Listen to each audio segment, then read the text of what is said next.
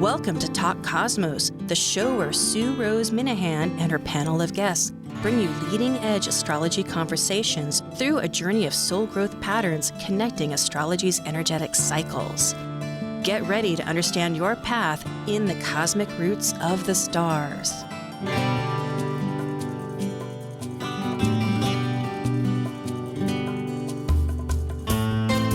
Hi, I'm Sue Rose Minahan, host of Talk Cosmos, and tonight is May 30th, 2021.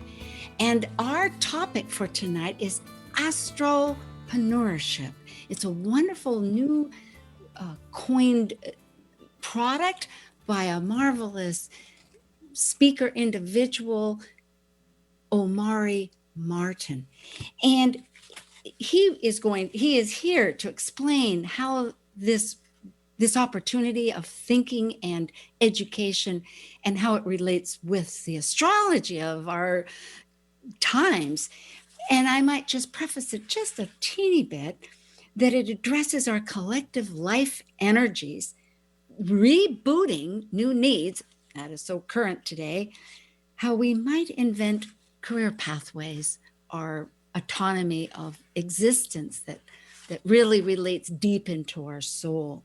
Because the inventive soul, collaborating with others perhaps, and answering that personal call to our core values, it's an adventure. The South Node is in Sagittarius of adventure.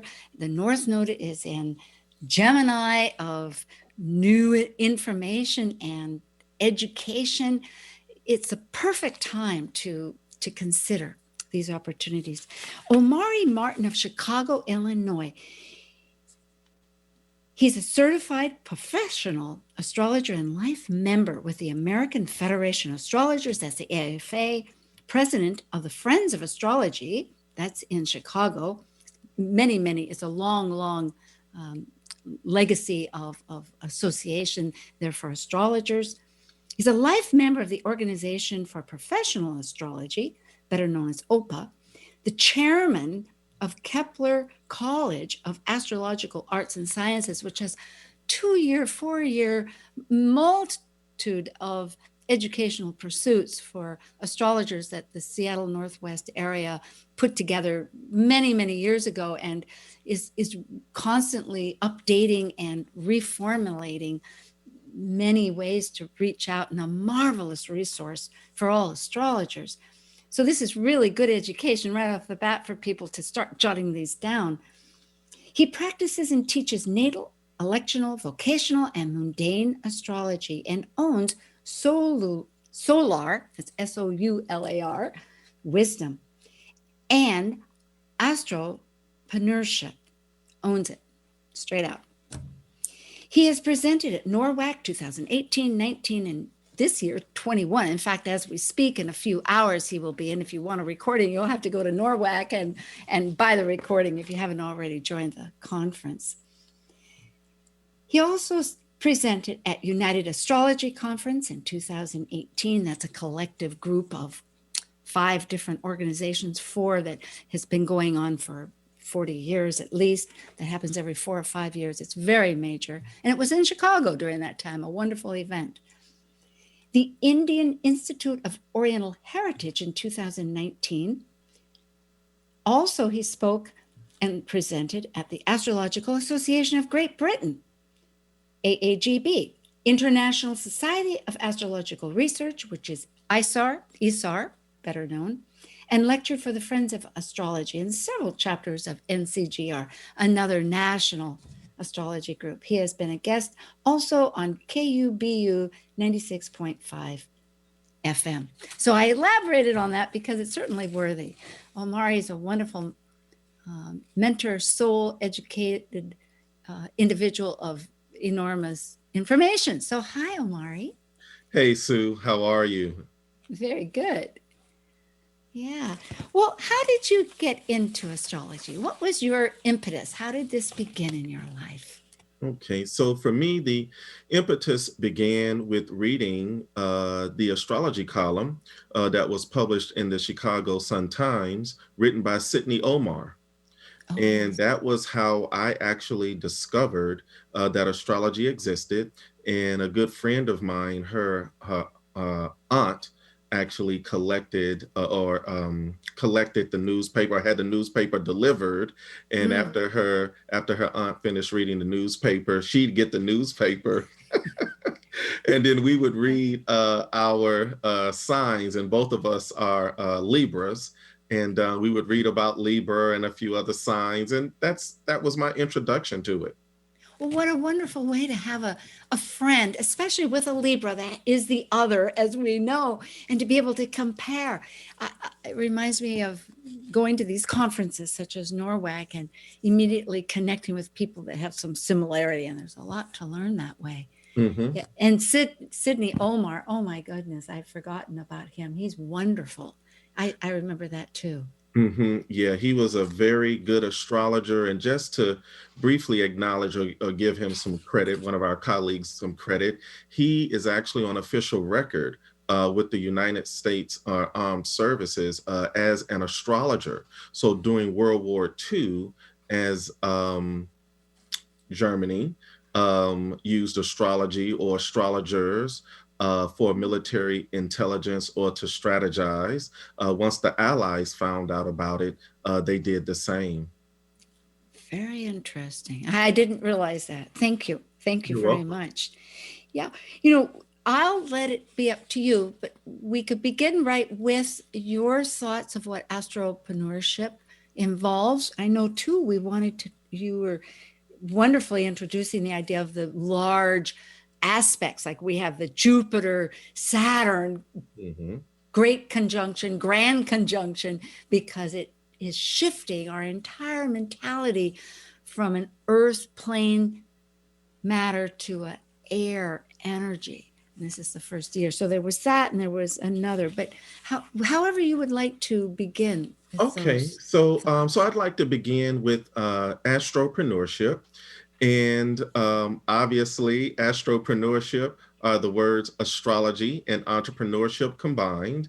And astropreneurship is a concept that really came to mind because as over the years, as I attended various astrology conferences, I did make the observation that when you read the biographies of some of the astrologers, most of them may have, if they have college degrees listed, their college degrees were in the liberal arts area of higher education or academia instead of business. And then not just astrologers, but many, many entrepreneurs start out with, I want to own my own business or I want to start my own business. And yet, beyond that, they may know very little about how to manage and operate a business and in turn be profitable. And so my undergraduate degree is a business administration, specializing in accounting. I have a master's of accounting and financial management degree, and I'm currently pursuing a Ph.D. in business management, specializing in accounting. And I'm also a college professor, and I teach finance and accounting classes. And I just thought it was a great idea to combine my love for accounting and finance as well as my love for astrology.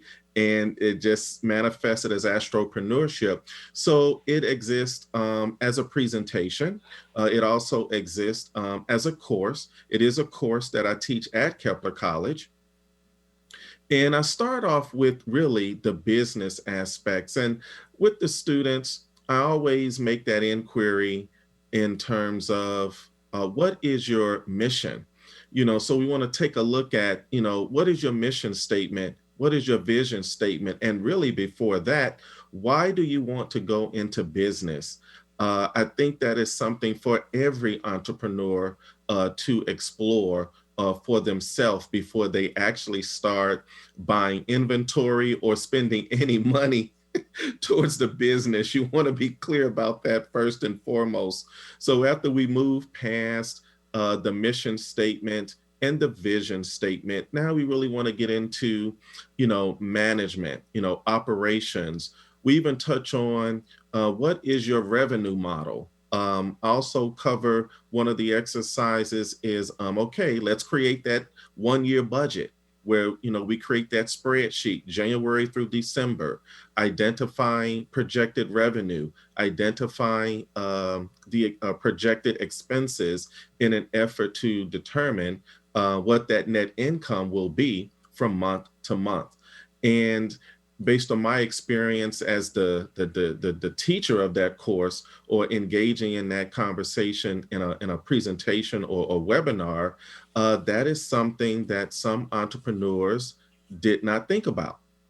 It really is a matter of being grounded, isn't it? And the reality, and I think just on a personal level, because I've been researching my own query of why, I had a depth that I thought made sense.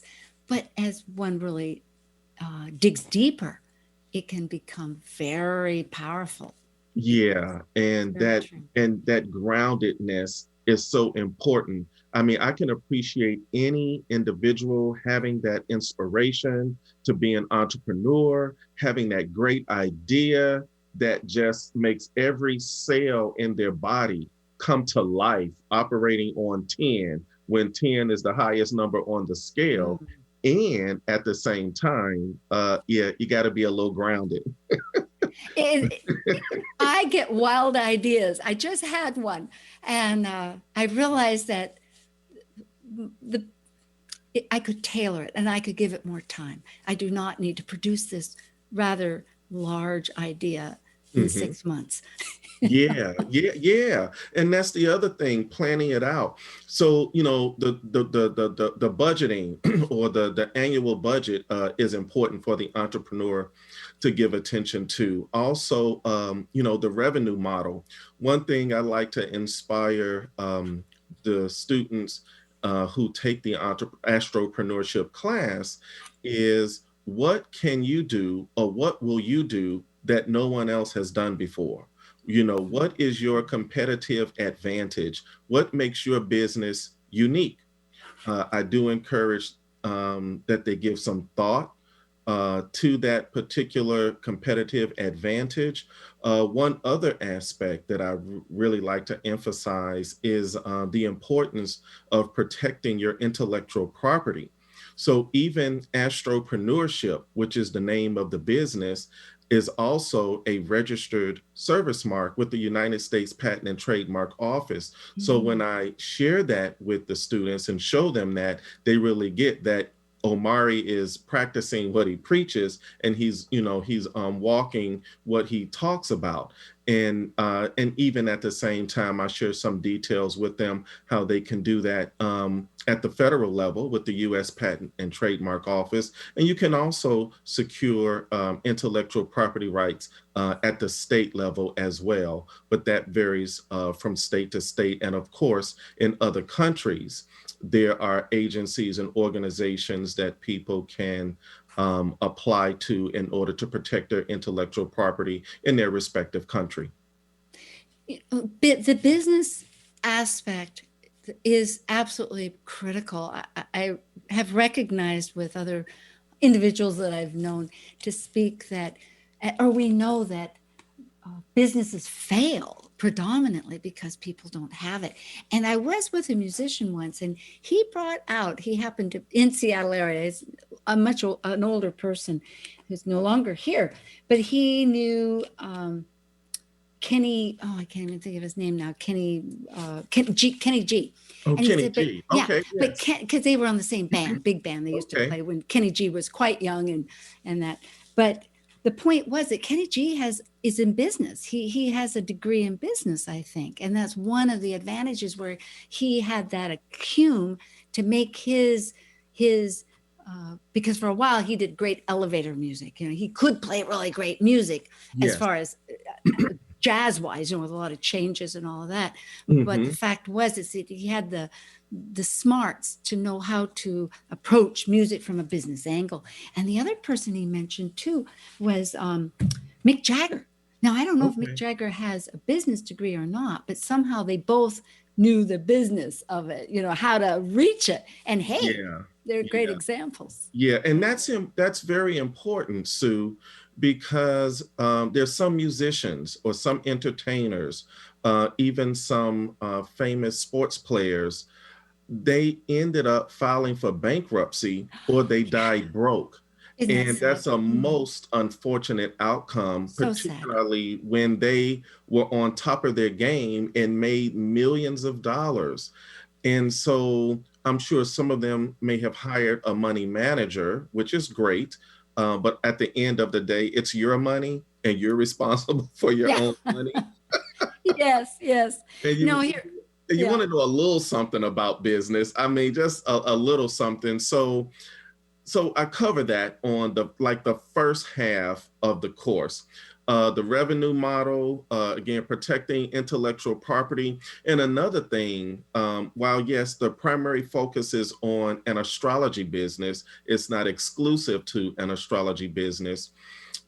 And one thing I present to the students is a disclaimer form where to help mitigate, it's a risk management document where they invite the client to read it, of course, and to understand what the limitations of astrology are. And it helps to set appropriate expectations. And I even take that part of the conversation a little further to let them know there may be a time in your career as a professional astrologer or any type of entrepreneur where you may have to de-hire a client.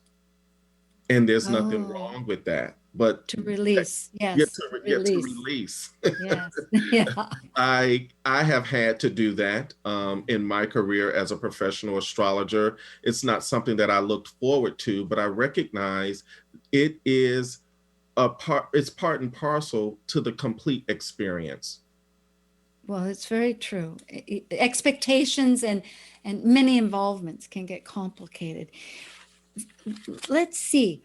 I'm my brain is going in a couple directions. One is I know, well, maybe we can talk about some of the other aspects. There's focuses of how astrology career, but I mean, there's electional and there's different types of Yes. that. But I'm thinking more about some of the aspects, like how would you, what's the gift now that we have with Jupiter, that the energy that we're having since December 21st with Jupiter conjunct uh, Saturn, which it does every 20 years. But again, we know Yes. this was in Aquarius and it will lead on now for 200 years in air. So that must shift where we're connecting, like Yes, different yes, ideas. I think it does represent a shift. As we know, as astrologers know, every 20 years, the planets Jupiter and Saturn form a conjunction that we refer to as a great conjunction. Most recently, on December 21st of last year, the two planets formed a conjunction at 0 degrees of Aquarius. So it happened at 0 degrees, which is the ingress point, and it happened in the zodiac sign of Aquarius. We also know Jupiter and Saturn to be the business planets. Jupiter is representing growth and expansion. Saturn, limitations and delay. Uh, so I think those businesses or entrepreneurs who present or develop innovative ideas that increase revenue and profits will actually prevail. I'll also say that as a result of the pandemic that we're still in, many businesses will have to reinvent themselves. They're going to have to reinvent their business model. And the way they did business pre pandemic will look different if they still exist or want to continue to exist. They're going to have to modify their business model post pandemic. One thing that comes to mind, even when I say that, is how in many metropolitan areas or big cities that have a downtown, many companies, Fortune 500 companies, if they don't own the building, they're leasing space, 25,000 square feet or whatever it is. And, in the face of the pandemic, the significant number or majority of their employees started working from home for obvious reasons. So now that the pandemic is ending, after a majority of their employees are working from home, do you still lease 25,000 square feet or whatever it is for all those employees?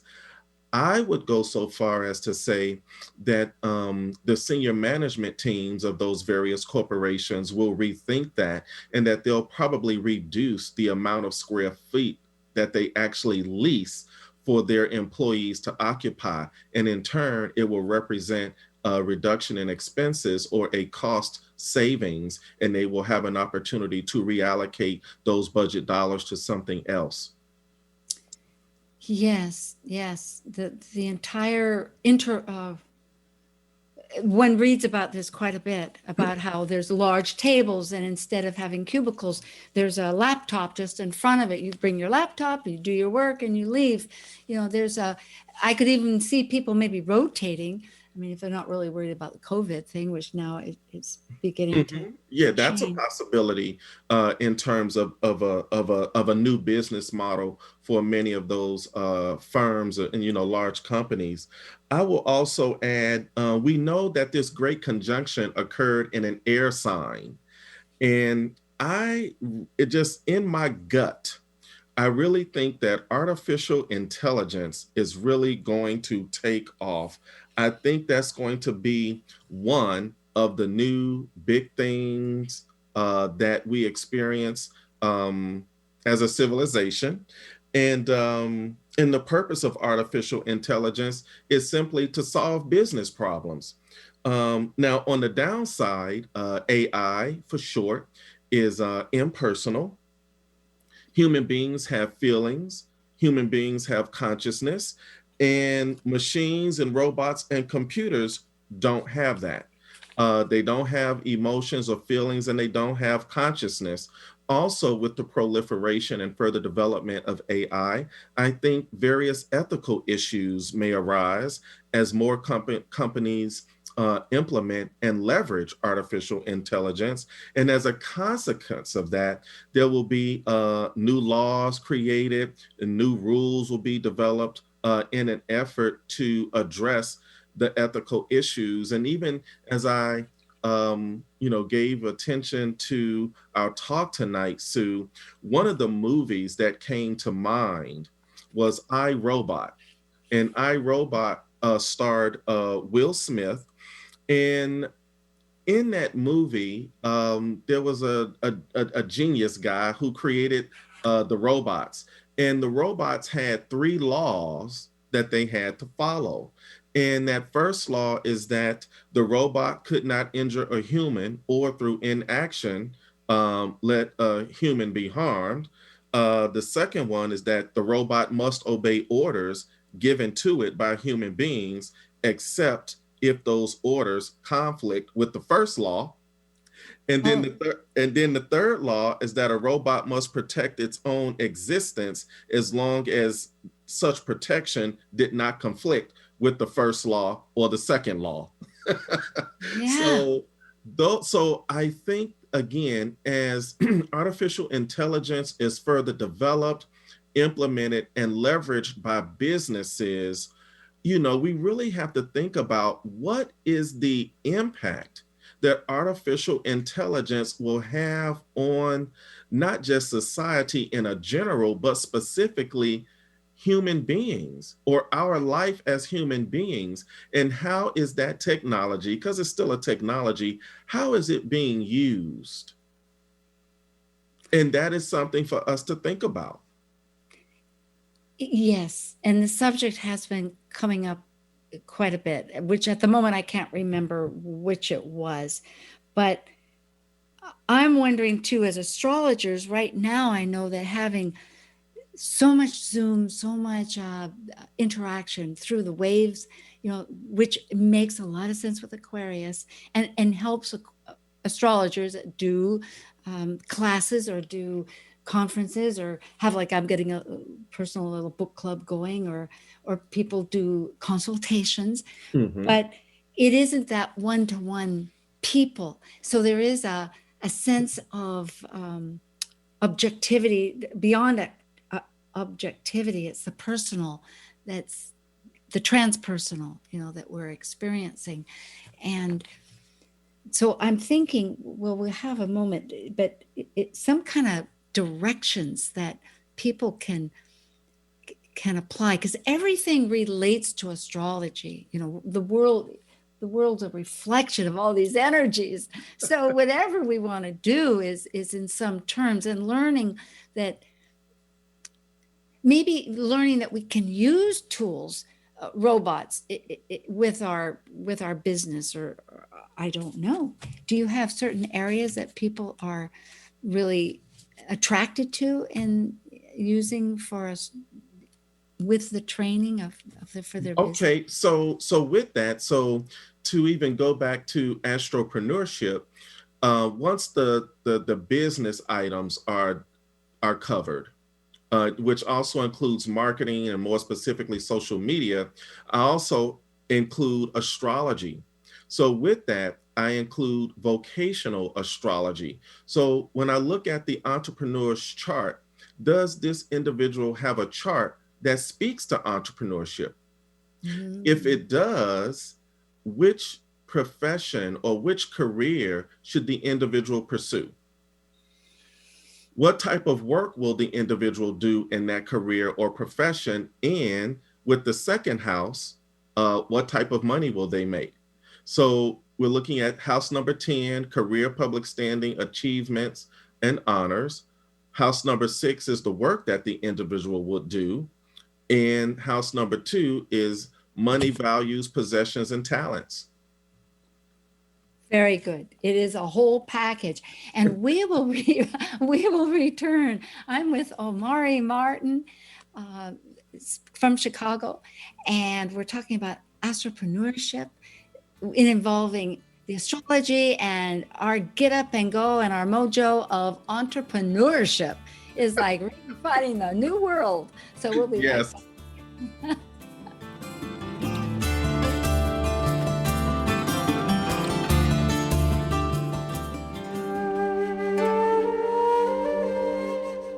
While we take a break from this week's edition of Talk Cosmos, let's take a look at this cycle's archetype.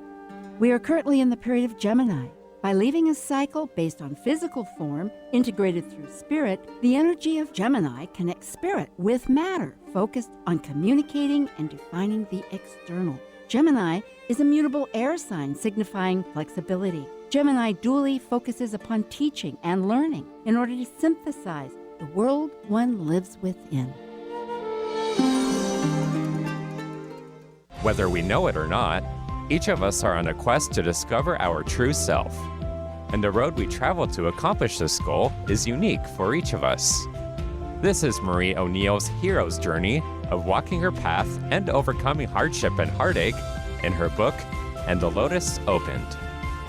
As a memoir of enduring an absent mother and a harsh pseudo-family, and surviving ongoing abuse and trauma, Marie learns to trust in the divine and in her inner self, and release herself from the emotional chains that bound her. She discovers her personal power and who she is, and she learns what being free really means.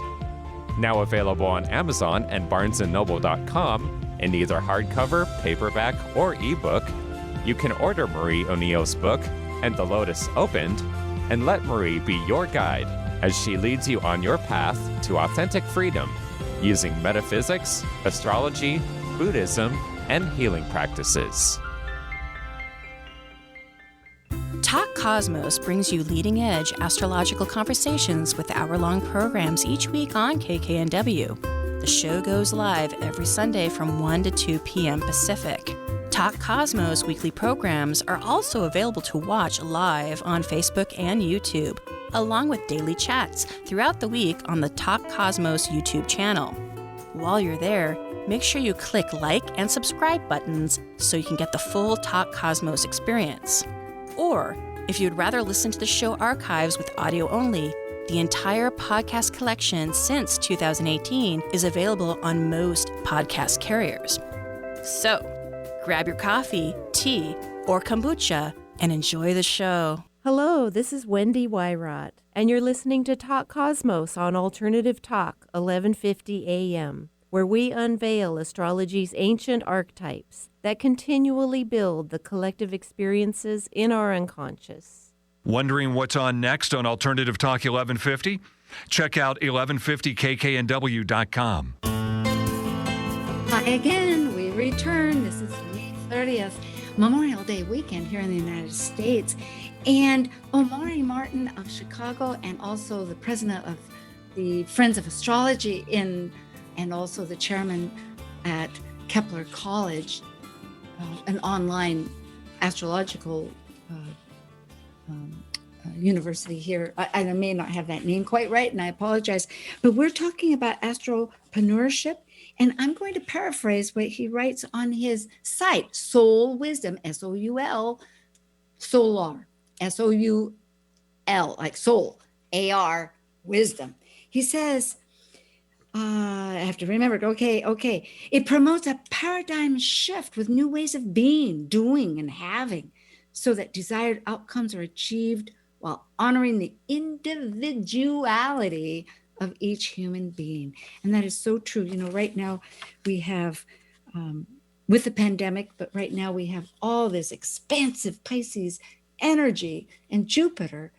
So really, I'd say imagination is a huge part of this. And then coming up, we have this, because the whys are so important, and being authentic to ourselves, how to find and reinvent. Like a person may have a career, but if they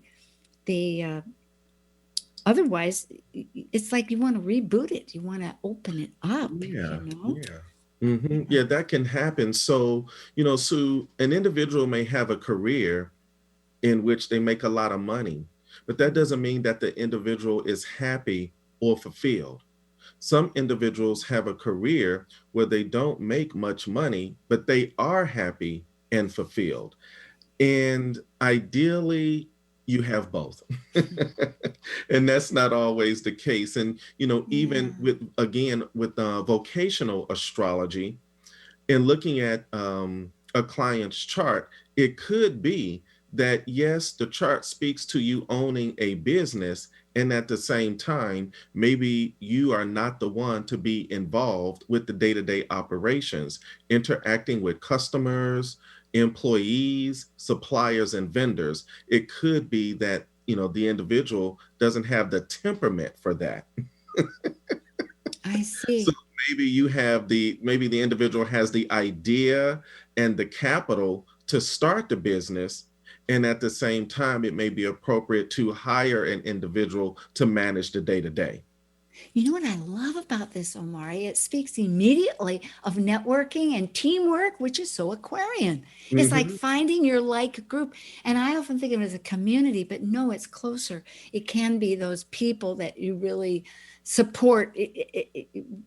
One person has the idea and the different parts, just like a car. The different part, yes. And then they can create that synergy where the whole is greater than, each individual part. And so also with astropreneurship, there's also electional astrology. So when should you start the business? When should you start the contract? Or when should you sign the contract? When should you start or launch the website? When should you open the business bank account? And electional astrology can be used to identify when it is an opportune or auspicious occasion to undertake a certain activity. I really love also how you bring a scientific approach to this. And I'm getting the picture, for people that are interested in their vocation, that whether it's aligned with astrology or not. Correct. To get educated about all these steps, beginning with the why. Because certainly there's many factors, and we can't think of everything by ourselves to begin with. Agree. We need a blueprint.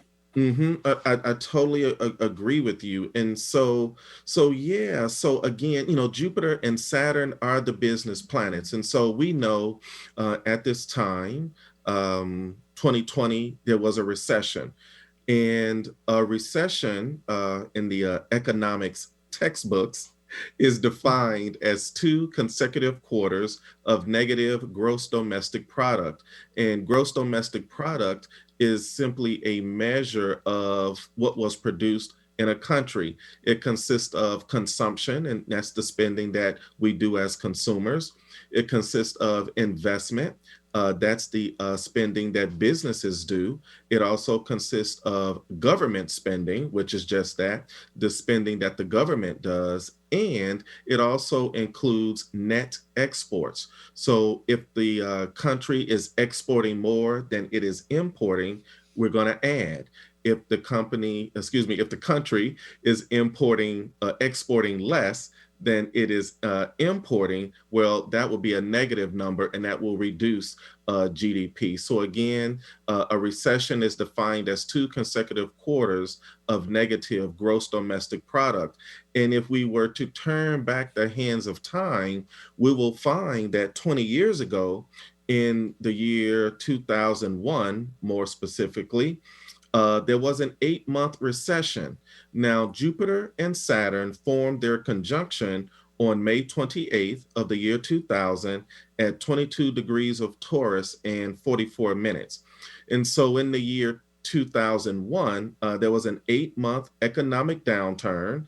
And really what was behind that recession, if you will remember, was the dot-com bubble burst, Yes. the 9/11 attacks and the September 11th attacks. And also at that time, there were several accounting scandals, namely Enron, which is the poster Yes.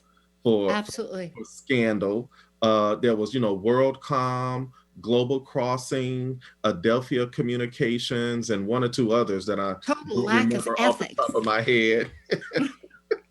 But nevertheless, those were the contributing factors to the recession that was experienced approximately 20 years ago.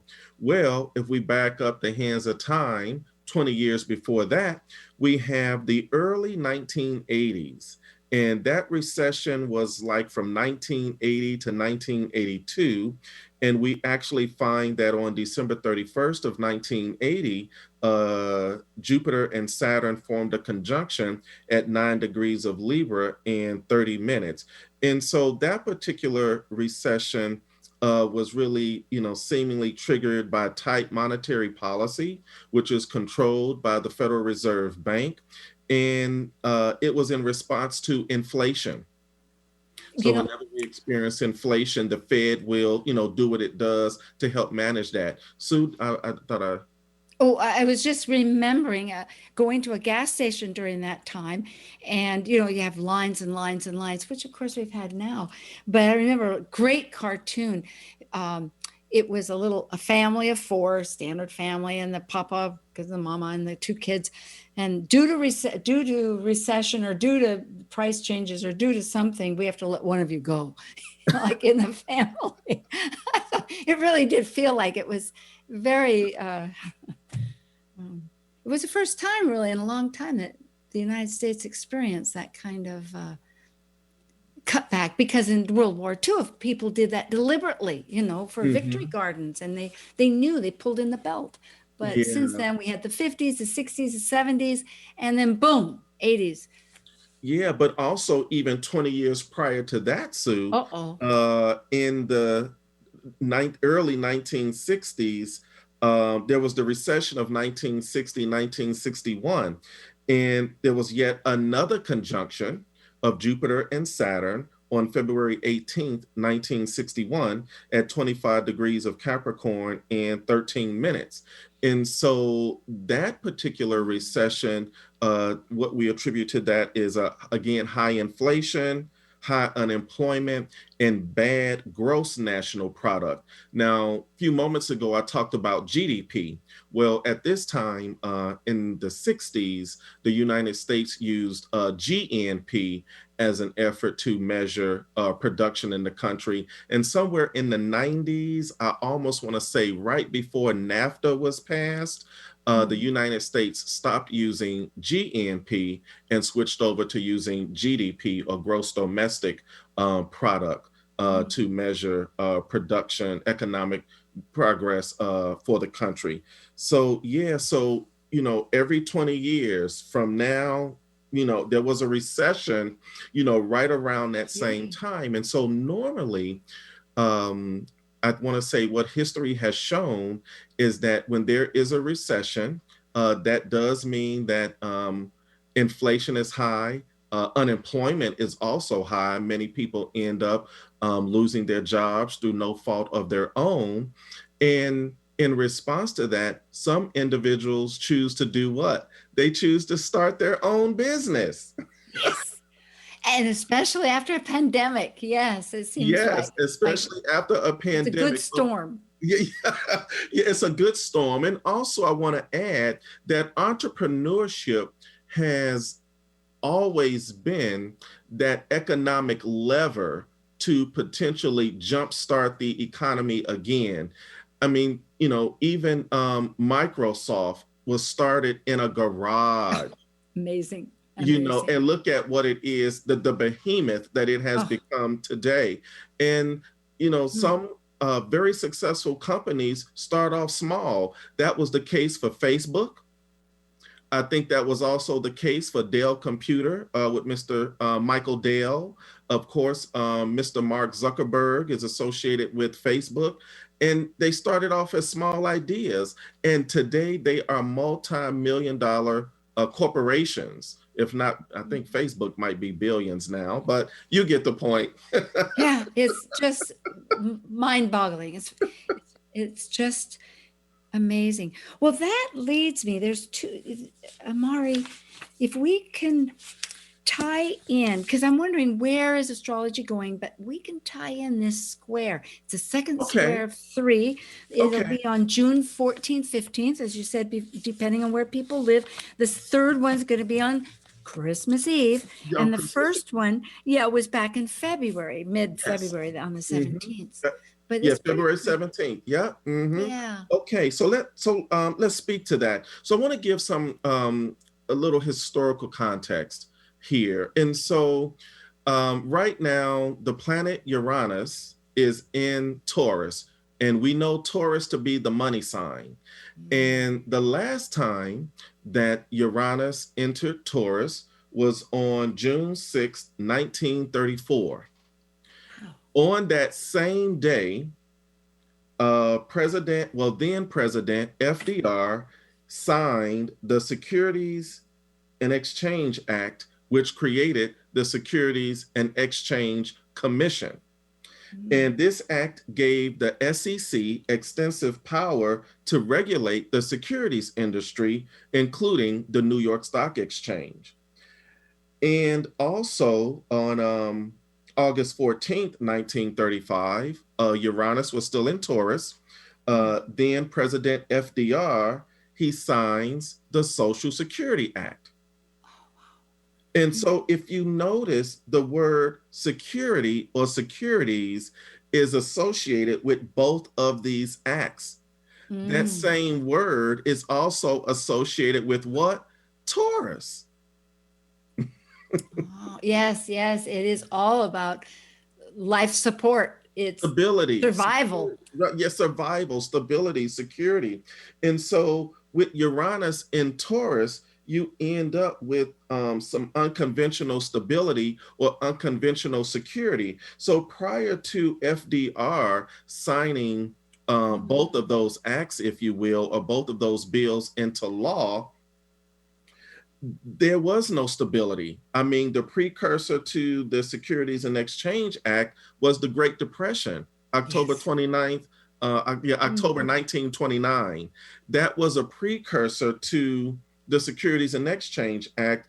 And then I want to say it was recognized that even more needed to be done, where now you have the Social Security Act. As a result of the Great Depression, the unemployment rate was through the roof. So many people were out of work. And, depending on how old you were, I mean, the prospect or the idea of going back to work, making money to recover, you're like out of time. You may not have another 20 to 30 years to work and save up all over again just to survive. So that was significant. And so now we have Uranus in Taurus once again, and the planet Uranus is receiving a square from Saturn. I would go so far as to say that with Uranus in Taurus, this is like the modern day gold rush. However, we know it as cryptocurrency. Oh. Cryptocurrency is revolutionizing how we do business. Um, let's see, Ripple Incorporated received a letter from the Securities and Exchange Commission stating, oh, you know, you didn't tell us about you were going to sell this and blah, blah, blah, blah, blah. And I read it, but I'm giving a very short version of the story. And so the senior management team of Ripple Incorporated responded and said, you know, hey, did you have this same conversation with the people who own Bitcoin and the people who own Ethereum? And I thought that was a very fair question, because I think most people perceive Bitcoin, Ethereum, and XRP as digital assets or as cryptocurrencies. And it's like, well, they may serve different purposes, but outside of that, how is one different from the other? Yeah, and there's quite a plofery, or I can't even say the word, like Dogecoin. I mean, yeah, and so right, many. Dogecoin is another one. And so even now, I think the hurdle, if you will, is how can we get to a point where cryptocurrency is used in the same manner that we use fiat currency or our US dollars? And I think that Uranus and Taurus will bring that about. There are some firms that are currently working on that. And just like many of us have a debit card tied to our bank account, and we use our debit card to pay for goods and services using US dollars, I think there are some things in the work now to have a debit card that's tied to your cryptocurrency so that you can purchase, you know, goods and services with cryptocurrency as you would traditional currency. I wonder, I'm thinking also though with Taurus, there's resistance. That's the other bifactor, just thinking of the population, right? And so it Yeah. may, because I think it's a 7-year cycle. It's been in there for about 2.5, well, 3 years now, since 2018. So it has about 4 more to go.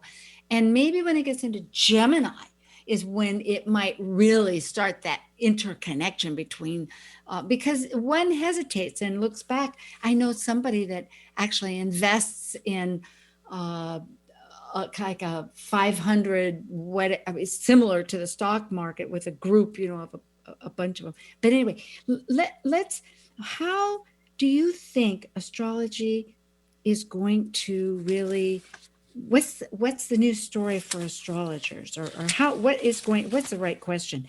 How do you think astrology as a profession might continue to evolve? Oh, wow. Great question. Thank you, Sue. I will say through research, where astrologers do research, and yes, to the extent that it conforms to the rigor of academic research.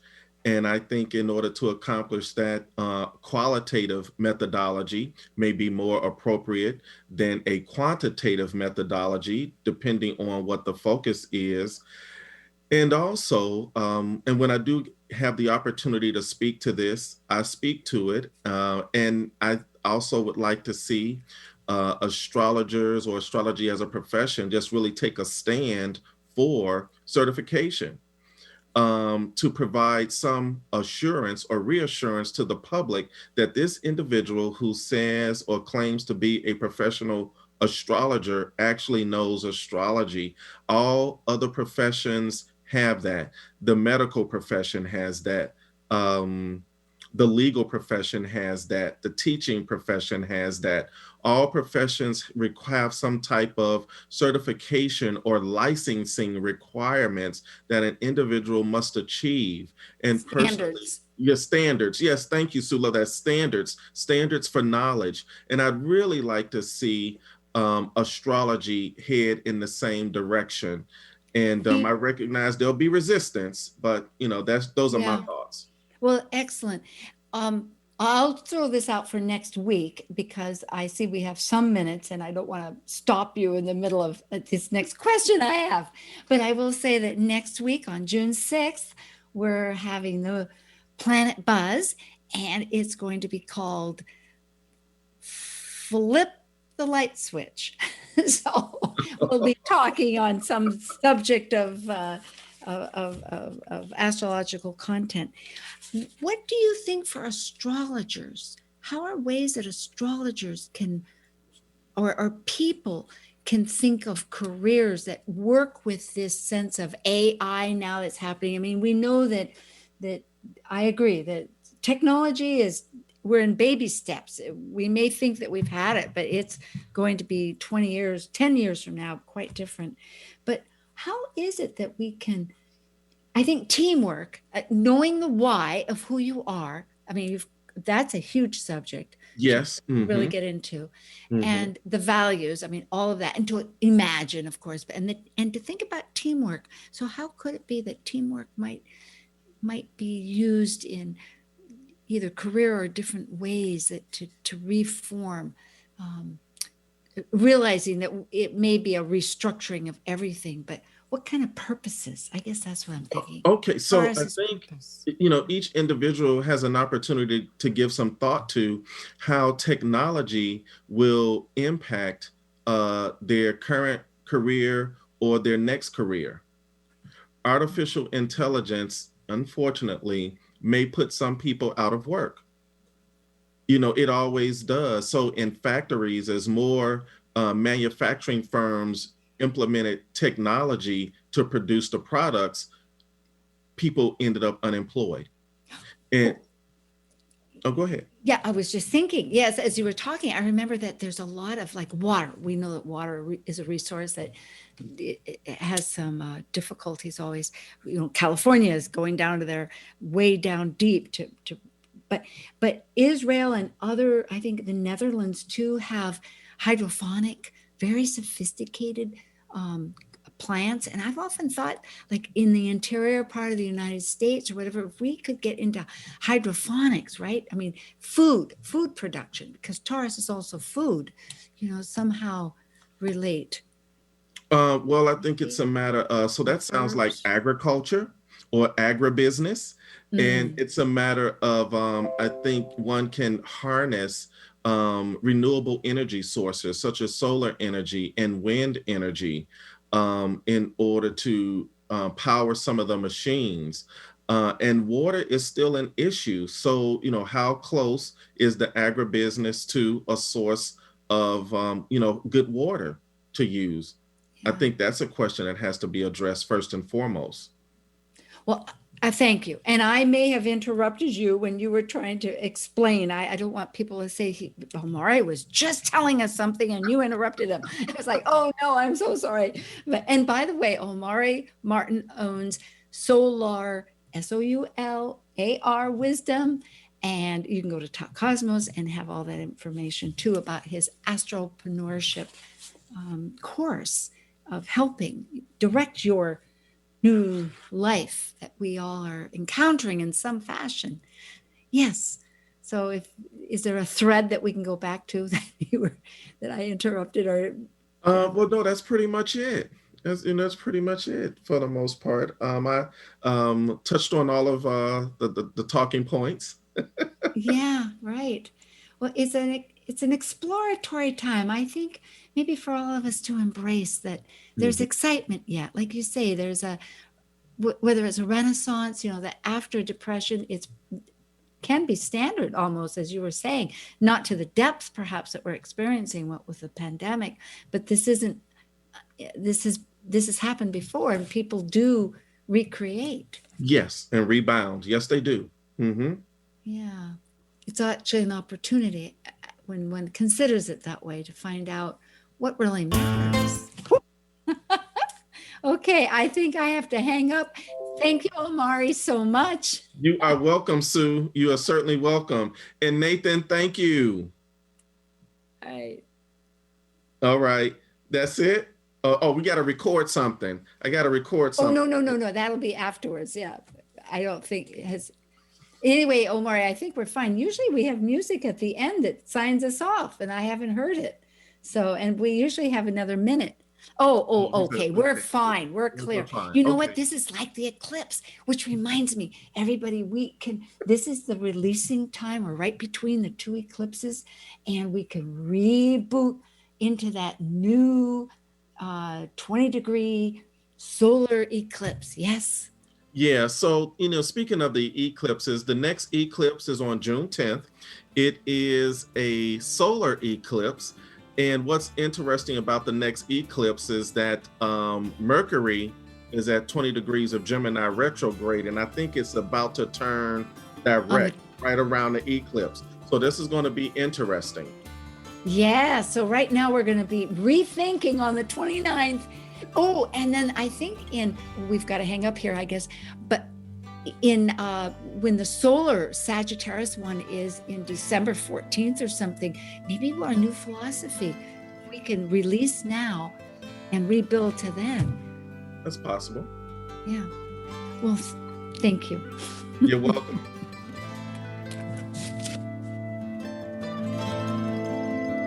Thank you for joining us on Talk Cosmos, the show where Sue Rose Minahan and her panel of guests connect soul growth patterns with the energetic cycles of astrology.